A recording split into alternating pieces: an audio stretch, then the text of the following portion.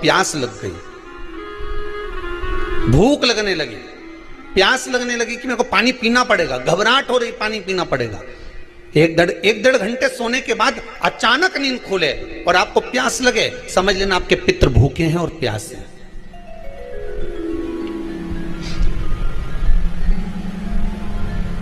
वो भूखे और प्यासे हैं, उनको जल की जरूरत है।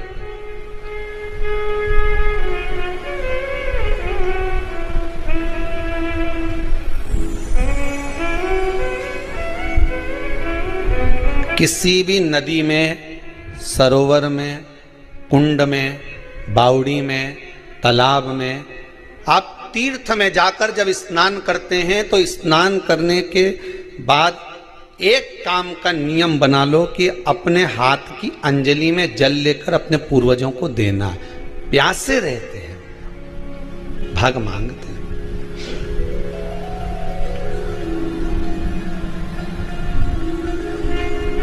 भाग प्राप्त करना। 3 वृक्ष पितरों के तुल्य हैं। पहला पीपल, दूसरा बट वृक्ष, तीसरा बेलपत्र का वृक्ष। ये पितरों के तुल्य हैं।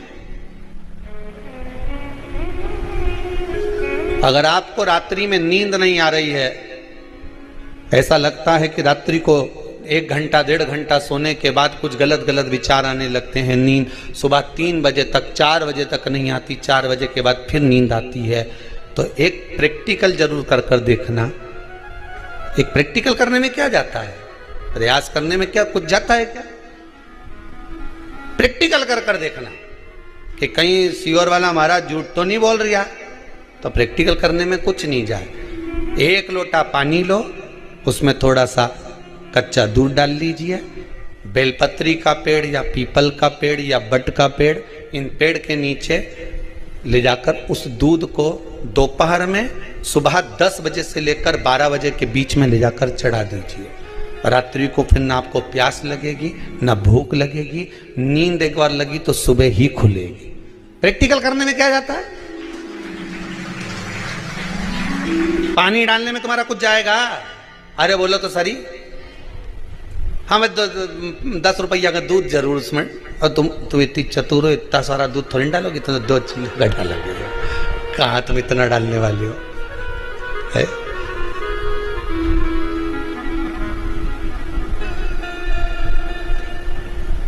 प्रैक्टिकल करने में क्या जाता है? कुछ भी नहीं बिगड़ेगा। ये तो बस जल डालोगे तुम्हारा ही कुछ अच्छा हो सकता है, बाबा की कृपा है।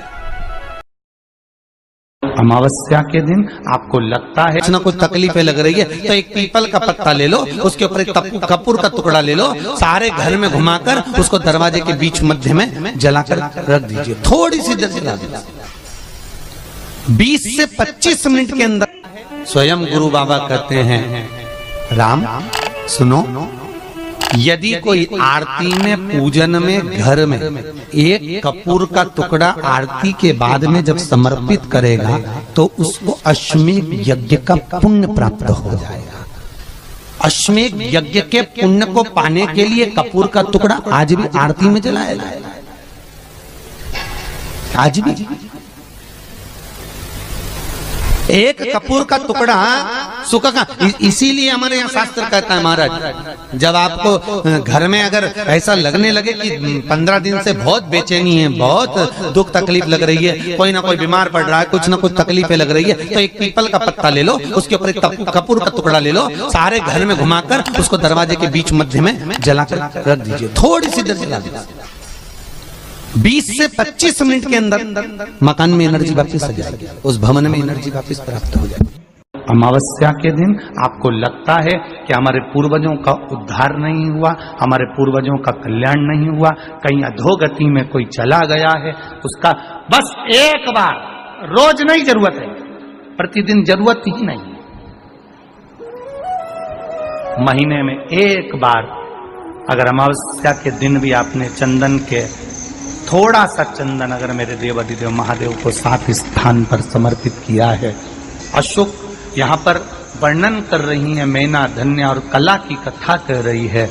तीनों ने सनकादि ऋषियों से मांगा, चंदन भगवान को अति प्रिय होता है और चंदन ही एक ऐसा होता है जो पितरों को भी प्रिय होता है, जिसका स्पर्श मात्र लगने से पूर्वजों का कल्याण हो जाता है। वो चंदन का 7 स्थान शिवलिंग के बताए हैं, जहां पर भूल से भी अगर कोई चंदन की उंगलियां लगा देता है, 7 स्थान ऐसे हैं जहां चंदन की मात्र उंगलियां लगा देने से ही शिव पितृलोक के पितरों को मुक्ति प्रदान करके वैकुंठ लोक का निवास दे देते हैं। 7 स्थान।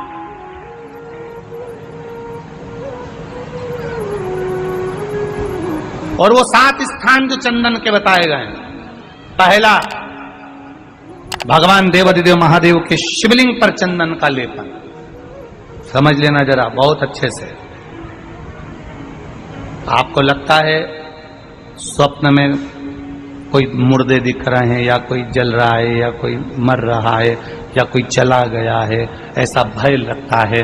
बच्चों को मानी भेजूंगी ऐसा हो जाएगा, पति को मानी भेजूंगी ऐसा हो जाएगा, कोई हमारे कोई गलत तो नहीं कर रहा है, आपको लगता है। 7 स्थान चंदन के बताए महाराज। पहला शिवलिंग, दूसरा जहां गणेश जी का स्थान है, मालूम है ना सबको? जम के बोलो जरा, मालूम है ना सबको? जहां गणेश जी का स्थान है वहां अलग से गणेश जी बैठे, वहां नहीं। शिवलिंग में जलाधारी के ठीक सामने राइट में गणेश, लेफ्ट में कार्तिकेय, बीच में अशोक सुंदरी।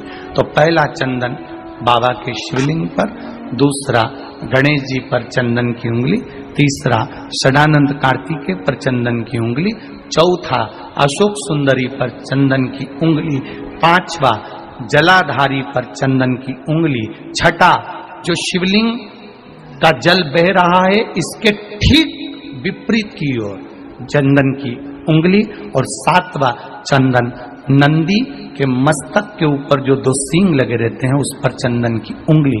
ये कब लगाई जाती है? या तो अमावस्या के दिन आपको लगता है कि हमारे पूर्वजों का उद्धार नहीं हुआ, हमारे पूर्वजों का कल्याण नहीं हुआ, कहीं अधोगति में कोई चला गया है, उसका बस एक बार, रोज नहीं जरूरत है, प्रतिदिन जरूरत ही नहीं, महीने में एक बार अगर अमावस्या के दिन भी आपने चंदन के थोड़ा सा चंदन अगर मेरे देवाधिदेव महादेव को 7 स्थान पर समर्पित किया है। अशोक यहाँ पर वर्णन कर रही है, मैना, धन्य और कला की कथा कर रही है। तीनों ने सनकादि ऋषियों से मांगा।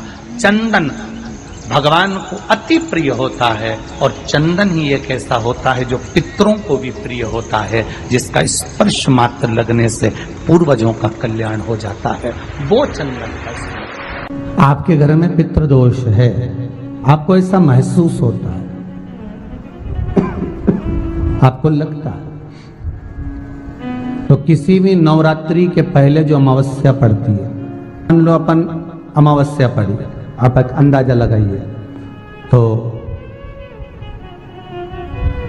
जिस दिन अमावस्या रहे उस दिन चावल की कटोरी में एक कपूर का टुकड़ा रख दीजिए महाराज, छोटा सा, और कपूर का टुकड़ा रखकर उस कपूर को दरवाजे के बाहर कटोरी में ही, चावल रखी हुई कटोरी में ही उसको पितरों का स्मरण कर कर जला दीजिए। और जलाने के बाद उस चावल को कहीं भी किसी भी वृक्ष की छांव में पक्षियों के लिए डाल दीजिए। शिव महापुराण की कथा कहती है, अगर मान लो पितृ आपको कष्ट दे रहे हैं, पितृ आपको तकलीफ दे रहे हैं, कोई काम नहीं होने दे रहे हैं, या कहीं आपको ऐसा लगता है कि पितरों का दोष है, तो वो पितृदोष देवी, अब ये जो आप करेंगे ये कब कर रहे हैं? अमावस्या के दिन आप उसको रख रहे हैं। अमावस्या के दिन उसको रखकर रात भर आपने रखा कपूर के साथ में, सुबह एकम पड़ गई, नवरात्रि लग गई, उसी दिन उसको जलाकर आपने पटक दिया। अर्थात उससे देवी और पितृ इन दोनों का आशीर्वाद जो प्राप्त होता है, तो घर में से पितृदोष समाप्त होकर लक्ष्मी की वृद्धि प्रारंभ हो जाती है, कार्य में सिद्धता आ जाती है। मान लो अगर पितृदोष है तो करो, नहीं है बड़े अलमस्ती से रहो। तो ये पितृदोष का स्मरण है। तो यहाँ शास्त्र कह रहा है कि पितरों का जो लोक होता है, पितर जो लोक होता है, उस पितृलोक में 64 योगिनियां प्रवेश नहीं करती। शिव महापुराण कर रही है, शंकर की कथा कर रही है।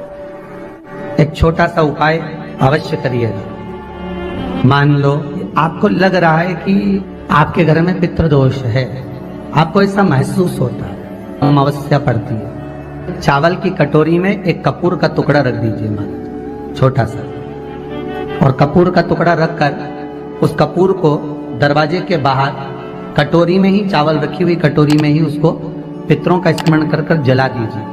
और जलाने के बाद उस चावल को कहीं भी किसी भी वृक्ष की छांव में पक्षियों के लिए डाल दीजिए। शिव महापुराण की कथा कहती है, अगर मान लो पितृ आपको कष्ट दे रहे हैं, पितृ आपको तकलीफ दे रहे हैं, कोई काम नहीं होने दे रहे हैं, या कहीं आपको ऐसा लगता है कि पितरों का दोष है, तो वो पितृदोष देवी, अब ये जो आप करेंगे ये कब कर रहे हैं? अमावस्या के दिन आप उसको रख रहे हैं। अमावस्या के दिन उसको रखकर रात भर आपने रखा कपूर के साथ में, सुबह एकम पड़ गई, उसी दिन उसको जलाकर आपने पटक दिया।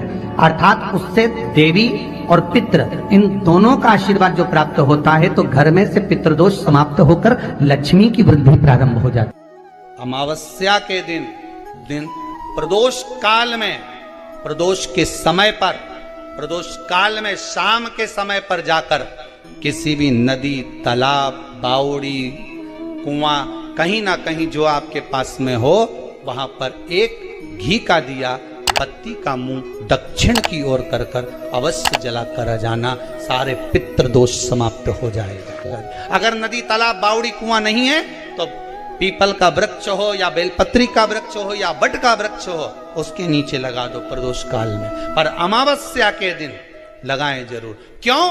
क्योंकि अमावस्या 16 दिन तक पितृ मृत्यु लोक में आने के बाद में भोजन ग्रहण करते हैं।